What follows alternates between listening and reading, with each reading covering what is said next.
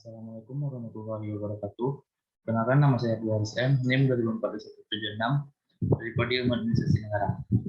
Baiklah, saya akan mempresentasikan tentang sistem pengolahan transaksi dan otomasi perkantoran. Sistem pengolahan transaksi. Sistem pengolahan transaksi adalah sistem yang menjadi pintu utama dalam mengumpulkan dan pengolahan data pada suatu organisasi. Sistem yang berinteraksi langsung dengan sumber data, misalnya pelanggan, adalah sistem pengolahan transaksi, di mana data transaksi sehari-hari yang mendukung operasional organisasi dilakukan.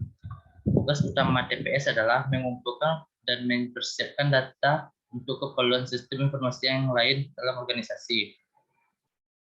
Tugas pokok pengolahan transaksi.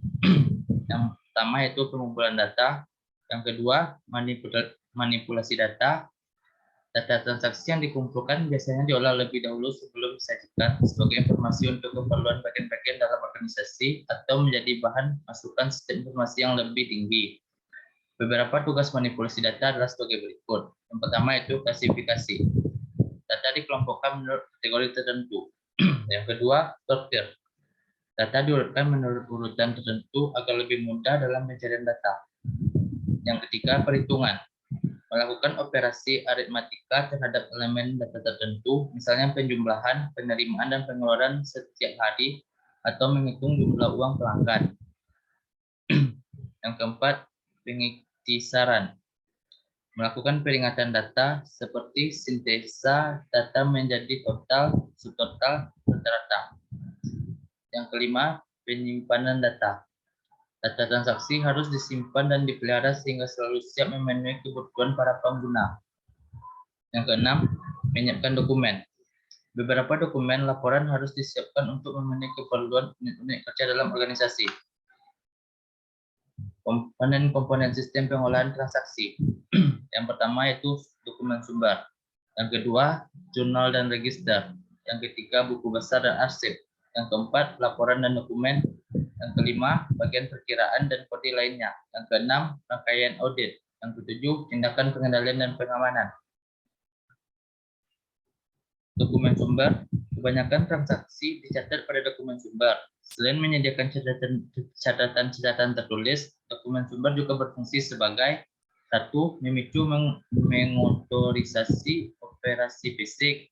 Sebagai contoh, surat pesanan penjualan, megatorasi, pengiriman barang, dan penggunaan gangguan kepada pelanggan.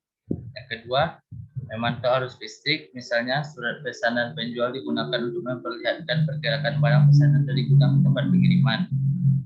Yang ketiga, mencerminkan akuntabilitas atas tindakan yang diambil, misalnya tagihan dari pemasok diparaf untuk diperlihatkan bahwa tagihan ini sudah diperiksa kebenarannya. Yang keempat, menjaga kemuktahiran dan kelengkapan basis data. Sebagai contoh, kopi faktur penjualan digunakan untuk memuktahiran saldo dalam catatan sediaan, catatan pelanggan, yang kemudian diarsipkan untuk kepentingan riwayat penjual. Yang kelima, menyediakan data yang dibutuhkan untuk keluaran. Misalnya, data dalam pesanan penjualan digunakan untuk menyiapkan faktur penjualan dari ikhtiar penjualan. Jurnal dan register. Jurnal dan register merupakan catatan akuntan yang memuat data dalam urutan kronologis. Jurnal merupakan catatan akunting formal awal dalam sistem manual, mengikhtisarkan data transaksi dalam satu keuangan. Registrasi berfungsi sebagai pengganti jurnal atau catatan kronologis atas buku harian untuk data atau peristiwa yang bersifat keuangan. Buku besar dan arsip. Buku besar mengikhtisarkan status perkiraan dalam satuan keuangan. Nilai transaksi yang muncul dalam jurnal dipindahkan atau diposkan ke pos perkiraan yang sesuai. Melalui proses posting, ini status setiap perkiraan yang terpengaruh dimutakhirkan dengan menaikkan atau menurunkan saldo perkiraan sebesar nilai transaksi. Laporan dan dokumen. Berbagai laporan umumnya dihasilkan dari pemoresan transaksi. Sejumlah besar dokumen operasional juga dihasilkan oleh sistem pemrosesan transaksi. Beberapa dari dokumen ini dihasilkan untuk memicu tindakan dokumen operasional tertentu yang disiapkan oleh sistem pemrosesan transaksi perusahaan menjadi masukan dokumen sumber untuk memproses lebih lanjut. Bagian perkiraan dan kode lainnya. Transaksi akunting harus diklasifikasikan dan dikodekan sebelum diposkan ke dalam buku besar. Bahkan perkiraan merupakan daftar berkode dari perkiraan-perkiraan yang termuat dalam buku besar umum perusahaan. Pada dasarnya, ini merupakan struktur data keuangan perusahaan. Bahkan perkiraan ini bukan saja memungkinkan mengklasifikasikan dan mengkodekan data transaksi, melainkan juga menyediakan elemen-elemen data rinci untuk menyusun dan menyajikan informasi dalam laporan keuangan. Rangkaian audit.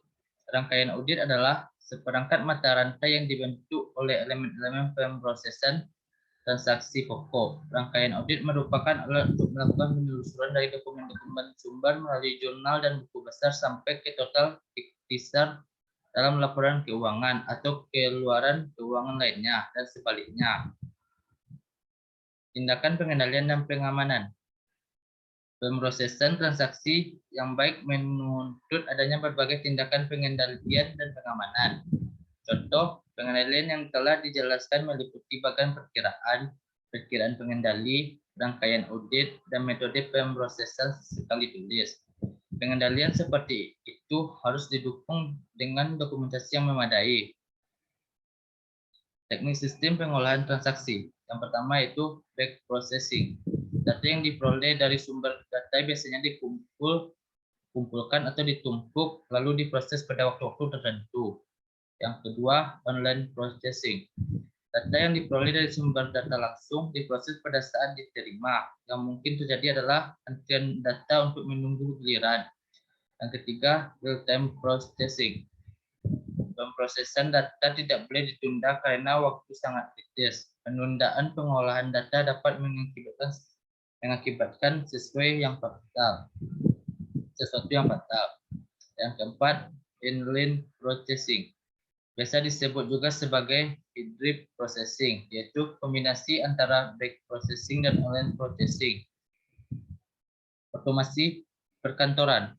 Pada dasarnya, sistem otomasi perkantoran didefinisikan sebagai sebuah sistem informasi berbasis teknologi komunikasi yang dapat mengumpulkan, menyimpan, memproses, dan mendistribusikan pesan, dokumen atau komunikasi elektronik lainnya antara individu dan perkantoran. Manfaat otomasi perkantoran. Terkait dengan berbagai komponen yang dimiliki perusahaan dalam menangani proses input dan hingga distribusi, dengan memanfaatkan bantuan dari teknologi, kita dapat mengerjakan berbagai aspek perusahaan secara optimal. Selain itu, otomasi perkantoran juga memiliki berbagai manfaat, seperti satu, menyelesaikan pekerjaan kantor menjadi lebih cepat. Yang kedua, mengurangi kebutuhan staf dalam jumlah besar. Yang ketiga, hanya memerlukan sedikit tempat menyimpan data. Yang keempat, data yang disimpan dapat diorganisir dengan baik. Pengotomasisan juga memiliki tujuan sebagai berikut. Satu, penggabungan penerapan teknologi. Yang kedua, memperbaiki proses pelaksanaan pekerjaan kantor. Yang ketiga, meningkatkan produktivitas dan efektivitas pekerjaan. Yang keempat, memberikan kemampuan kepada manajemen untuk dapat memecahkan masalah perkantoran dengan baik. Yang kelima, mampu memberikan data yang akurat sehingga dapat mempermudah manajemen dalam membuat keputusan bisnis yang tepat. Penggunaan otomasi perkantoran. Yang pertama itu manajer, adalah orang yang bertanggung jawab mengelola sumber daya perusahaan, terutama sumber daya manusia. Yang kedua, profesional, orang yang tidak mengelola orang lain tetapi menyumbang keahlian khusus. Yang ketiga, sekretaris. Biasanya ditugaskan pada pekerja tertentu untuk melaksanakan berbagai tugas seperti menangani korespondensi, menjawab telepon, dan mengatur jadwal pertemuan. Yang keempat, pegawai administratif. Biasanya bertugas melaksanakan tugas-tugas untuk sekretaris seperti mengoperasikan. Jenis-jenis otomatisasi perkantoran.